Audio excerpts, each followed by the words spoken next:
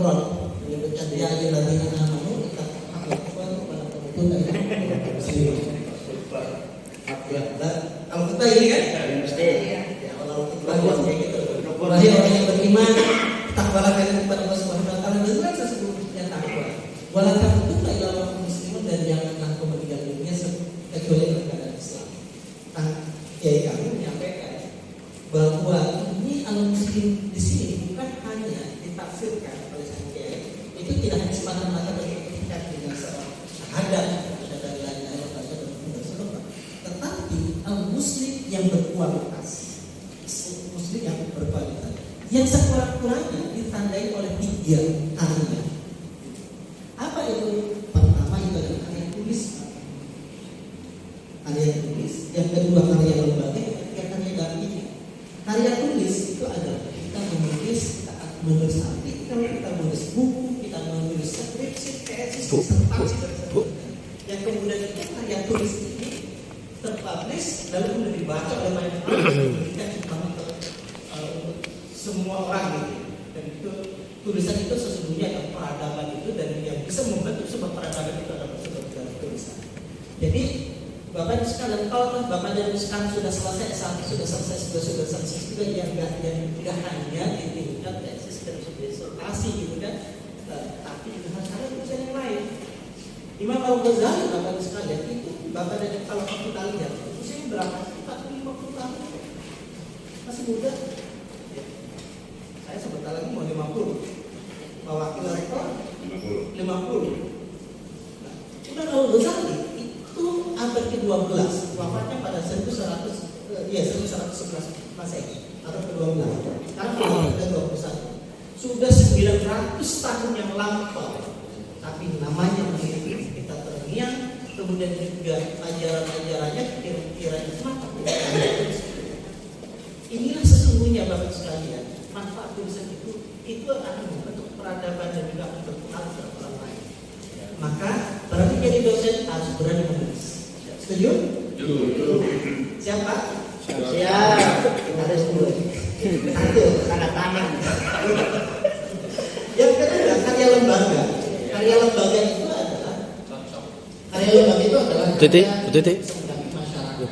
Nah, itu Bapak ikut situ ada Mustaqim, ada TPA, ada Bahasa Dunia, madrasah dan seterusnya, bahkan perguruan tinggi, pesantren dan seterusnya. Yang ketiga adalah karya dalamnya tentang masyarakat yang terus mereka katakan di situ melemahkan secara pikiran, secara ekonomi ataupun perlakuan yang lain harus mudah didampingi. Inilah menurut kami menyampaikan walaupun ilawang karya tadi. Jadi Bapak sekalian fokuskan masih hidup, jangan dilupakan. Lalu Bapak kalau sudah meninggalkan Oke, baik. Ini mengawali pembicaraan kita Bapak sekalian terkait dengan bagaimana kita semua setuju menjadikan perguruan tinggi kita ini hebat. Di antaranya itu adalah harus ada guru besar. Yang kemudian guru besar itu harus diawali dari Bapak dan Ibu selaku dosen. Yang tuntutan dosen itu adalah pada penelitian, pengabdian dan juga karya tulis yang tadi peninggalan kita yang lain, karya-karya tadi. Baik, Bapak Ibu sekalian yang muliakan. Selanjutnya memasuki pada apa yang kemudian tadi saya dibimbing oleh Pak Lareng ya, terkait dengan pengabdian masyarakat itu sendiri. Nah, Bapak dan Ibu, dari dalam perguruan tinggi ya, tadi ada pendidikan, penelitian dan pengabdian. Pengabdian itu apa? Pengabdian itu tentu itu adalah sebuah komitmen kita selaku insan akademik untuk terjun ke masyarakat, mendampingi masyarakat, membersamai masyarakat agar mereka itu bisa mendapatkan sumbangan pikiran ataupun sumbangan dampingan kita, dan mereka itu bisa menjadi kemitraan buat kita semuanya. Nah, kita tentu bersyukur Bapak sekalian dalam konteks pengabdian masyarakat kita ini, perguruan tinggi keagamaan Islam, institut misalnya, itu bukan mampu melahirkan aspek keagamaan. Saya ingin menyampaikan Bapak sekalian, tadi saya cerita juga kepada itu ada salah seorang dosen misalnya, dosen dia Boni. Itu baru sekali itu beliau adalah seorang dosen biasa pada fakultas tarbiyah, fakultas tarbiyah kejuruan. dengan keahliannya mampu bisa menciptakan campuran-campuran tertentu yang diperoleh dari lingkungannya tanpa bahan kimiawi, lalu kemudian itu bisa menjadikan produksi hasil panen padi yang sangat luar biasa. Dalam durasi waktu sekian hari itu tanaman padinya itu cabangnya banyak sekali. Saya pernah datang ke sana, saya menyaksikan itu, dan kemudian dapat bantuan dari kami, dapat bantuan kita support juga ke Astra, ya, kemudian kita support juga ke Mendes dan seterusnya. Artinya apa? Artinya bahwa karya dampingan kita, karya pengambil masyarakat kita itu adalah sangat tidak hanya pada aspek keagamaan, tapi juga dalam pada aspek yang lain, termasuk juga pada tadi ya kesehatan. Demikian juga di Bone itu saya dapatkan juga Bapak sekalian itu tanaman cabai itu dia tidak akan itu tidak akan gugur kalau tidak petik. Nah, ceritanya Bapak sekalian itu di sana itu masyarakat di Bone di sana itu kepercayaan ataupun ininya itu sangat kuat bahwa tanaman ini biasa dipakai buat tanaman jagung, maka tidak mau untuk diubah dialihkan ke selain jagung. Ketika beliau datang ke sana yang mendampingi masyarakat, bagaimana tanaman ini bisa menghasilkan produktivitas yang lebih, di antaranya itu adalah cabai. Penolakannya sangat luar biasa, ada resistensi. Lalu kenapa? Beliau sampaikan dengan pendekatan kita dengan kami lakukan istilahnya dengan ABC. Kita punya banyak teori tentang pengambil masyarakat. Di antaranya adalah aset based community development. Ya, mendampingi masyarakat bahwa masyarakat itu punya potensi dengan kita sadarkan bahwa sekitar kita banyak potensi-potensi, banyak aset-aset yang itu seringkali dilupakan oleh masyarakat itu sendiri. Nah, kemudian mengambil dengan salah satu tokoh masyarakat, kepala desanya hanya minta satu bidang tanah itu untuk ditanami cabai. Saya datang Pak ketika panennya itu gede-gede dan saya dibawaan juga bahkan itu luar biasa. Baru di situ masyarakat di Bone sana baru percaya untuk kemudian tanah ini bisa dimanfaatkan, dialihkan dari awalnya jagung. Kalau jagung 1 kilo berapa Pak? 5.000. Ini cabai 1 kilo berapa? Sekarang 50. Ada lipat 10 kali lipat. Ya. Gitu Pak. Jadi ini yang kemudian produktivitas pengabdian masyarakat yang dilakukan oleh kawan-kawan kita itu sangat luar biasa. 2 minggu yang lalu saya baru pulang dari Banyuwangi, dan ini adalah karya dampingan pengabdian masyarakat kawan-kawan di Surabaya. Tadi saya cerita juga. Bapak sekalian, salah satu sisi, mohon maaf, saya dapat cerita dari kawan kita yang didampingi di waktu dodol. Di situ tempat mesum awalnya, di pojokan pesisir itu yang diselap ke Bali, jadi kelihatan betul kalau di sini dari Banyuwanginya di Watu Dodol itu Pulau Balinya. Di situ tempat biasa mesum dan belum dimanfaatkan oleh banyak orang. Karya dampingan dari Surabaya mendatangi ke sana, lalu kemudian hanya mencoba mengajak 2 orang, 3 orang awalnya. Yuk kita di tempat ini banyak potensi sesungguhnya. Apa itu? Misalnya di situ ada budidaya udang, lobster. Jadi benih-benihnya banyak banget di sana. Lalu kemudian dia bikin keramba, ya ditaruh di situ, lalu kemudian dilakukan olahan-olahan tertentu dalam durasi waktu 3 bulan panen, dan itu bisa menghasilkan tadi 30 kilo dalam satu keramba, dan 1 kilo itu 500.000 rupiah dikali dengan 30 kilo 3 bulan. Saat ini sudah punya 10-20 keramba, luar biasa. Jadi di situ dari situ lalu kemudian bisa menghasilkan dalam 3 bulan menghasilkan sekian ratus juta dari keramba. Ditambah lagi tadi yang tempat mesumnya itu Pak, itu dijadikan tempat wisata. Untuk apa? Di sana dibikin snorkeling, di sana kemudian juga dibikin untuk ke ke jalan-jalan lautnya dan seterusnya. Termasuk juga di situ seafood hasil olahannya itu, olahan dari lobster itu diperjualbelikan. Saya nanya,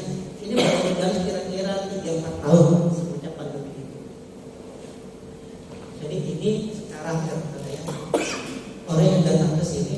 Kalau hari biasa sekitar 200-300 orang. Kalau di hari Sabtu itu sekitar 2000-an orang. Baru 3-4 tahunan. Kemudian saya tanya, rata-rata orang datang ke sini itu harus bayar apa saja? Sampai belum bayar apa lagi itu berapa? Yang plus minus satu orang itu plus minus sekitar 250.000 keluar uangnya. Itu baru di wisatanya saya. Kalau yang ini lobster gimana? Lobster dijual juga di situ. Ada restorannya, inceran-incerannya gitu kan, cornernya gitu ya. Nah lalu kemudian berapa kira-kira orang makan di sini rata-rata habisnya? Ya kira-kira sekitar 300.000. Bayangkan dikali sekian ratus orang. Ini adalah harga dampingan karya masyarakat yang mereka gunakan dengan teori ABCD. Aset besok gitu. Saya tadi nyuil Mas Jati. Coba di sini ada apa? Di sini ada guci, misalnya ada teh, ada tahu, ada apa lagi Pak? Sate. Ada sate. Ada apa lagi? Martabak. Ada martabak. Ada apa di belakang sini ada tanah kosong milik kampus, misalnya satu. Kenapa itu kemudian tidak kita buat menjadi karya dampingan kita, karya produktivitas kita? Nah, oleh karenanya Bapak sekalian, oleh karenanya ini motivasi saya, ini perlu kita dorong bersama agar kita semua ini bisa menghasilkan sesuatu, bisa menghasilkan produktivitas tadi. Di antaranya adalah pada kemampuan masyarakat. Bapak Ibu sekalian, di kami di Kementerian Agama terutama di semua perguruan tinggi kami kita menyampaikan bahwa kita itu merasa perlu dan penting untuk membekali siapapun kita, entah itu dosen, entah itu mahasiswa di perguruan tinggi, mengerti terkait dengan metodologi pengabdian itu. Setiap semester, setiap tahun mungkin ya kita lakukan KKN.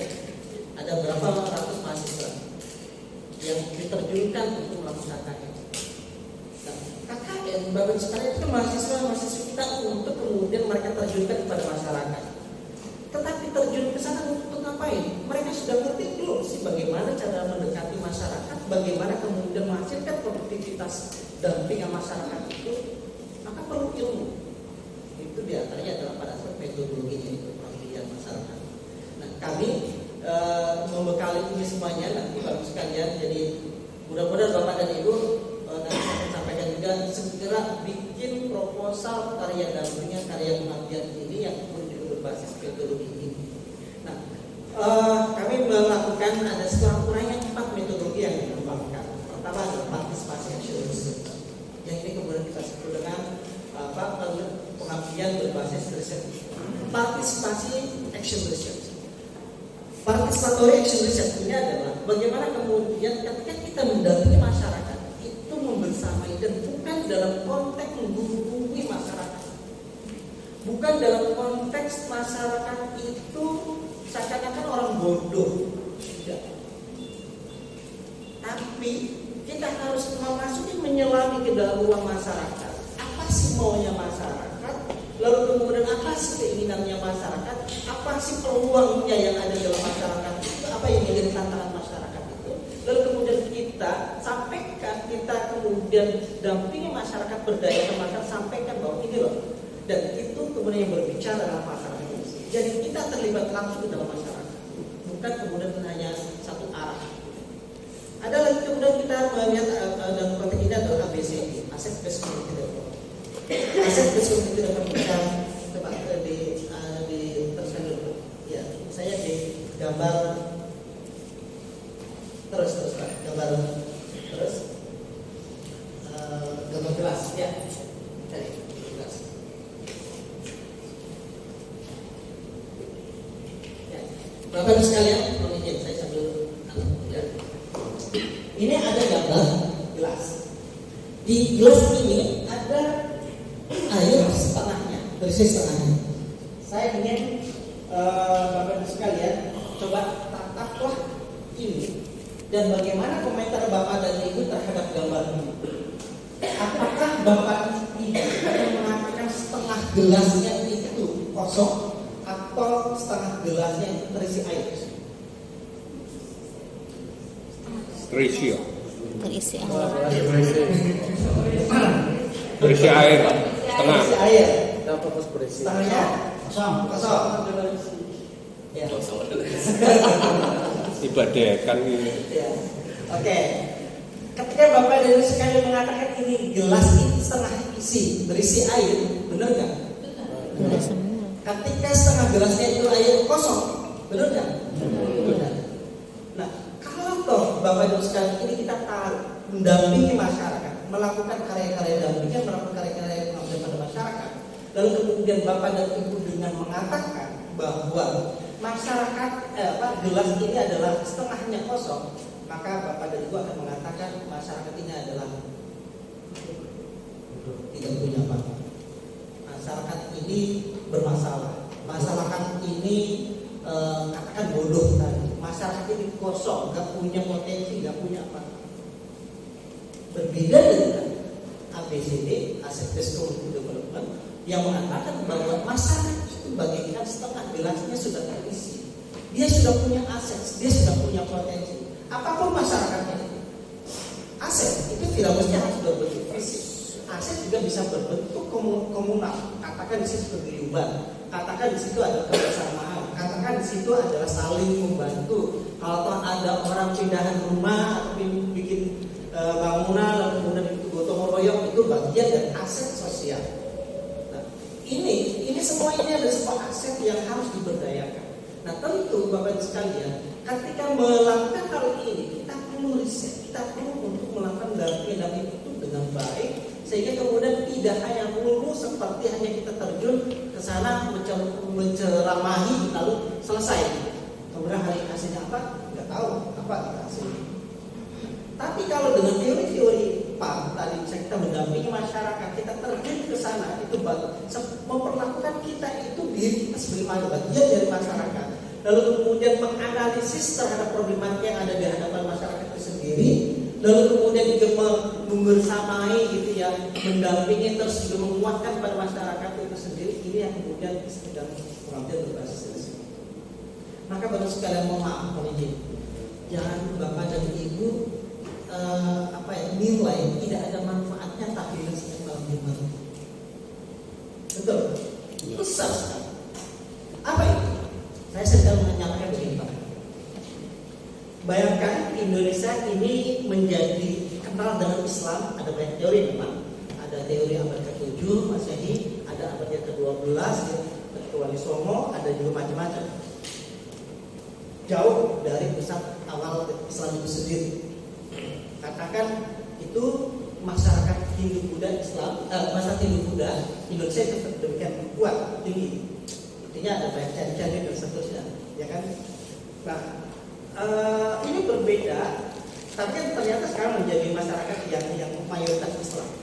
Ini berbeda dengan India. India, Bapak sekalian, itu ada beberapa banyak orang yang dulu lebih awal mengenal Islam. Bahkan kita ingat salah satu teori mengatakan yang mengajarkan Islam di Indonesia itu ada pedang bicara. Jadi dari India itu apa maknanya? Bahwa India lebih awal mengenal Islam itu sendiri. Tapi faktanya belakangan seperti apa? Justru keislamannya sekarang di sana minim, betul kan? Bayangkan apa ini? Mengapa itu terjadi? Indonesia yang semula Hindu Buddha sekarang mayoritas Islam. Dulu India itu mayoritas Islam, ya bahkan negara kerajaan Mughal itu di sana itu masih dan menjadi mercusuar sekali. Tetapi faktanya sekarang itu minoritas Islam. Bapak Ibu sekalian, ini gara-gara tahlilan.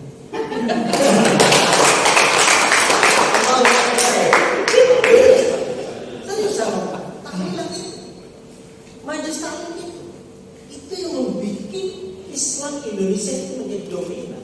Jamiahan. Karena dengan itu masyarakat itu disadarkan bagaimana cara berislam dan baik, bagaimana sadar dengan agamanya. Dan itu tidak terjadi di negara lain. Iya. Coba cari Bapak dan Ibu sekalian. Hidup tak beda.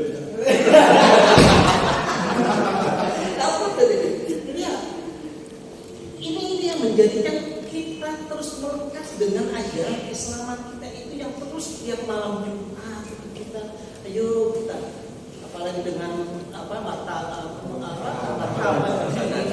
Kebangan. Kebangan. Pacetannya tahu.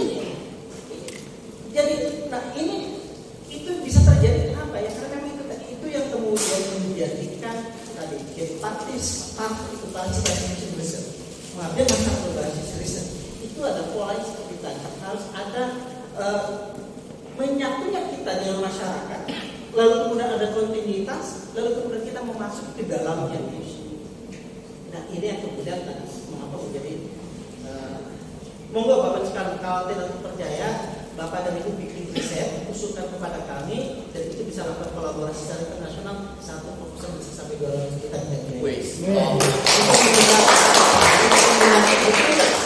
bahwa kenapa Islam menjadi mayoritas di Indonesia gara-gara taklim. Serius. Bapak sekalian, ini ada teori sesungguhnya. Teori yang lain, misalnya Bapak dulu bisa lihat di dalam teorinya Prof. Jamal Dovir, kalau di pesan. Mengapa lagi-lagi mengapa Islam di Indonesia menjadi dominan? Kalau secara kelembagaan, ini karena pesantren. Betul, karena pesantren. Lalu kemudian alumni pesantrennya biasa kayak Mas Yakin, isi khutbah sana sini, isi masjid taklim sana sini. Ini yang menjadikan alumni pesantren itu yang memperkuat Islam di Indonesia ini. Dan ini tidak terjadi. Bayangkan Pak, kalau kita kan pengajian akbar setiap kali bulan PH apalagi PHRI kan ya. Sekarang Muharram gitu kan. Ini negara lain di Saudi ada nggak? Nggak ada. Di Mesir ada nggak? Nggak ada. Kita. Serius saya paham ini. Jadi ini yang kemudian perlu untuk melakukan riset ya. Jadi karya-karya dampingan yang harus bisa membersamai masyarakat, yang harus bisa untuk kemudian memberikan memberikan dampak-dampak bermanfaat. Oke, kembali pada yang selanjutnya tadi Pak, yang PAR, ABCD, service learning dan juga. Bapak sekarang saya mohon maaf ini, memang kalau kami biasa melakukan kegiatan yang ini pelatihan masing-masing ini yang PAR itu tidak cukup 1-2 bulan. Ya, sekitar 6 bulan dan 1 bulan. Kita ABCD juga sama gitu. Kita bikin program, kita juga ada bantuan-bantuan dan kita mohon izin kami sekarang lagi saya kemarin mengusulkan pada Pak Direktur ada dari dana LPDP untuk nanti kita akan bikin software untuk 4 metodologi ini ya, kemudian nanti yang terpilih, tapi mudah-mudahan ini masih belum clear. Kita lagi usulkan iya dari LPDP kita lagi coba ya, kita boro-boro aja dulu nih agar Bapak Ibu siap untuk menjadi bagian peserta ini. Ada yang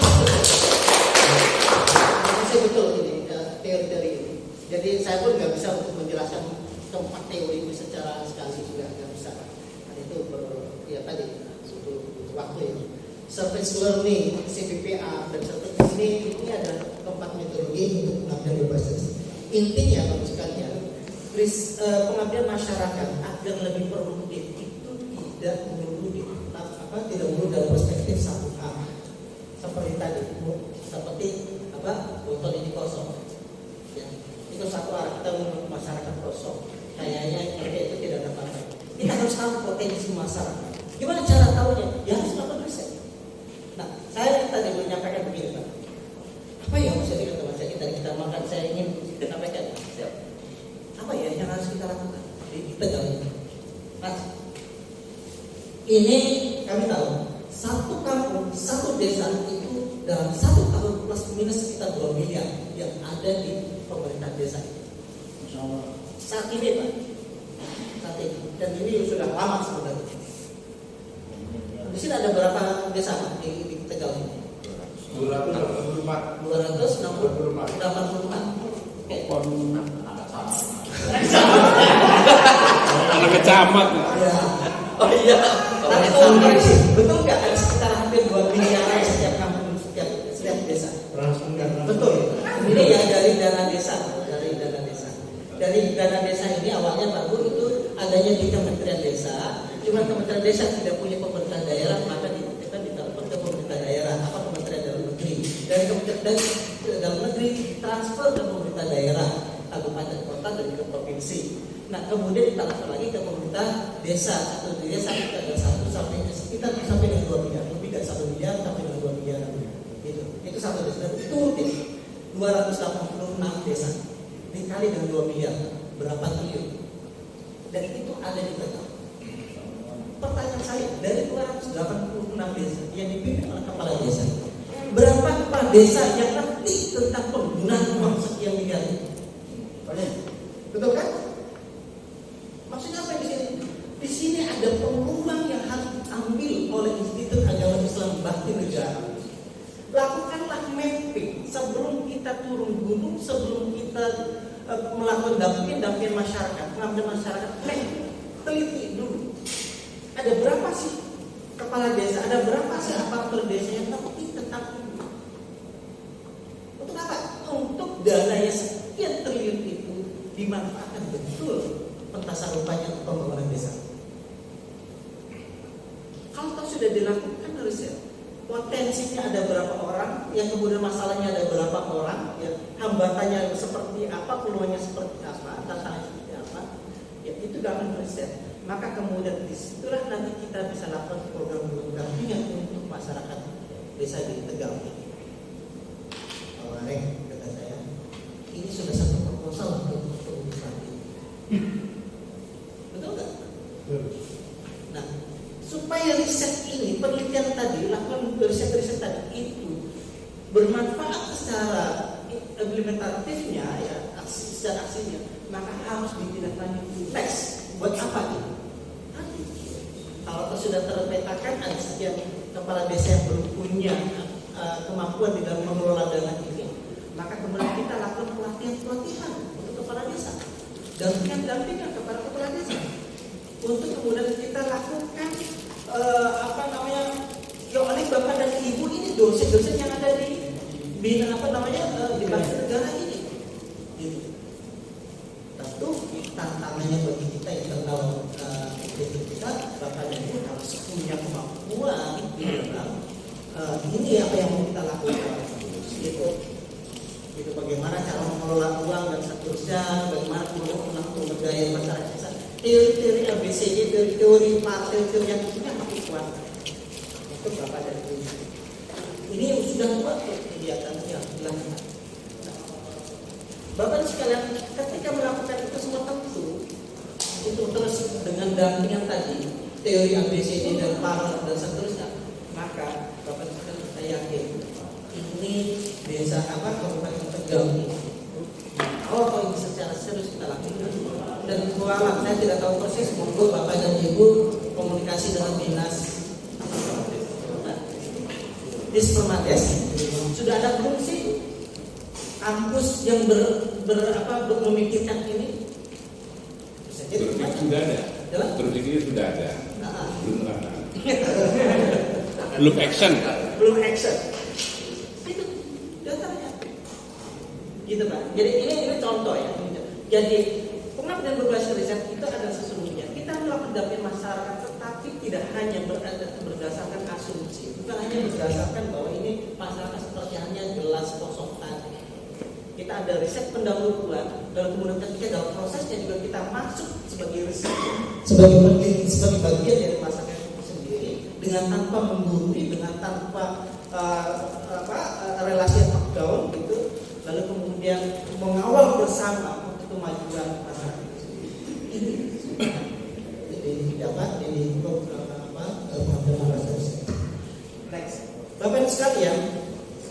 Memang ada banyak sebenarnya teori-teori tentang ini. Di tahun 1970-an kita ada mengenal PAR, lalu juga di tahun 80-an juga ada istilahnya RRI ya, Review Rural Appraisal, terus kemudian juga di tahun 80-an juga sama. Terus next ada banyak teori-teori juga ya, yang kemudian terakhir di kami Kementerian Agama kita kerjasama dengan waktu itu ada dari pendampingan dari Kanada dan dari masyarakat yang lain. Tapi luar biasa tadi yang fakta-faktanya kayak di Surabaya sekian ratus juta mereka bisa mendapatkan penghasilan dari dokternya sekian miliar tiap minggunya gitu. Dan itu adalah untuk kita semuanya, untuk masyarakat kita semuanya. Sehingga tadi yang mengenal prostitusi dan seperti itu sekarang enak sekali. Jadi Bapak Ismail monggo kalau waktu dulu ke sana mampir gitu sambil lihat bagaimana itu apa namanya keramba dari lobster dan seterusnya. Ya, jadi oleh karenanya Bapak sekalian ini penting untuk kemudian Bapak dan Ibu terlibat di dalamnya. Dan next, saya ingin mengajak kita semuanya next ya di sini. Saya ingin mengajak Bapak sekalian, mari kita percaya diri. Ya, percaya diri dan pengertian